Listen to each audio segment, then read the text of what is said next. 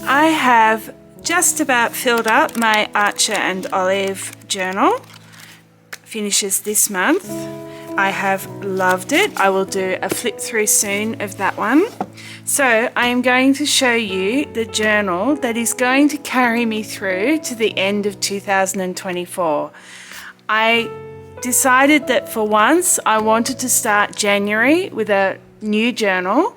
So I recently bought this one and reviewed it, and it's only got 120 pages, so it is perfect for being just big enough to get me through to the end of December, and then I'll start another new journal then. So I am going to show you my setup so far for the initial pages before I get into October.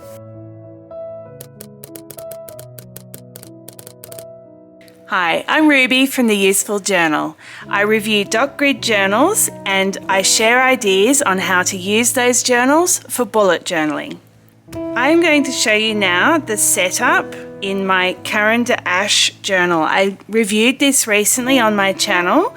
It is a journal that comes from a company that focuses on art materials, but the paper is actually only 90 GSM, and I think that's because Caran d'Ache also sell fountain pens, and this paper is great for fountain pens. All my fountain pen inks and all my different widths of fountain pen nibs worked really well on this paper. It did have a bit of ghosting, so I'm going to have to be careful about what materials I use in here. And I've already had a bit of ghosting, but in a lighter page journal, you just have to live with that. And I really did just want to try a lighter paper journal for a little while and give myself a change of experience from using the 160 GSM paper journals. So let me show you my setup. The first thing you'll see is that I have glued the first two pages together. Often in these journals, that first inside page, this is the liner page for the cover, the binding, often that first page sits up. I'm sure you've seen that. And so one way to deal with that is to just glue them together completely, or you can create a little pocket. This notebook doesn't have a pocket in the back, so I am going to use that pocket mostly for a grid guide because unfortunately this journal doesn't have a 5mm grid, so I need to create a special grid guide that from the paper from this journal that matches the grid on this journal so that I can make it a bit easier for myself when I'm doing layouts. I will show you how to do that later. So I've created a little pocket. All I did was do 2 lines of double-sided sticky tape, stuck them together. I cut the top half off so that I've got a little pocket. Very simple. You could do it multiple ways. That's just the way I've done it. And I've decorated it. And so I've done a theme of robots. I had a graphic set that I had purchased a while back and have been using it in my digital journal, and I thought, hey, I've bought some sticker paper, why not print that artwork off as a sticker sheet? And I've had a short recently that explained what happened there and how I did that. This is some of the decorative papers that I also printed. So the graphic set ended up being a really great way to create my own sticker set. They're not my graphics, I bought them. The best thing is that I was able to choose the size of my stickers. So often when you're buying stickers, you're stuck with whatever size the sticker set comes in. I was able to choose what size I wanted my stickers to be. So first off, I have my pocket for my grid guide and maybe spare stickers. I then have my title page for the journal, which shows what year it is. And this year, this is my 3rd journal this year that I've used. I had a partial year at the beginning of the month in a journal from the end of last year. Then I had my Archer and Olive, and then I've had this one. I've decorated with stickers, but I've also added some of those decorative papers, some washi tape, and I've done a little bit of my own drawing as well. It's a bit of a mishmash, but that's okay. Next page, I decided to just set myself a few little goals for the end of the year. Often at this time of year, you lose a bit of motivation to get to your big goals, so I've set myself some little ones. A big one is I've just started working again, so I'm really keen to work on my focus.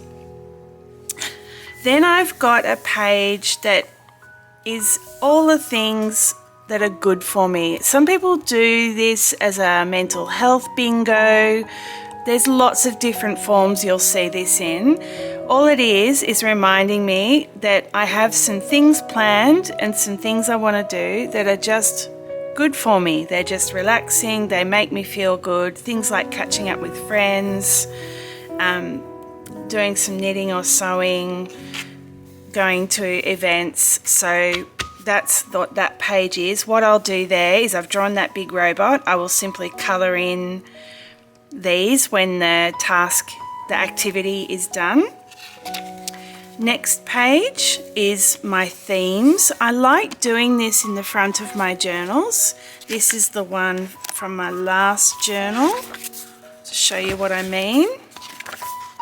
It's just this, so I just put the month. I've got to still catch up with April, I forgot to put it in. The month name and then just an example of what made up that theme. So I'm only getting 3 months in this journal, so that meant I had a box for the setup, and then I've got October, November, December. I haven't done the lettering in there yet because I will do the lettering that I use in that month's theme.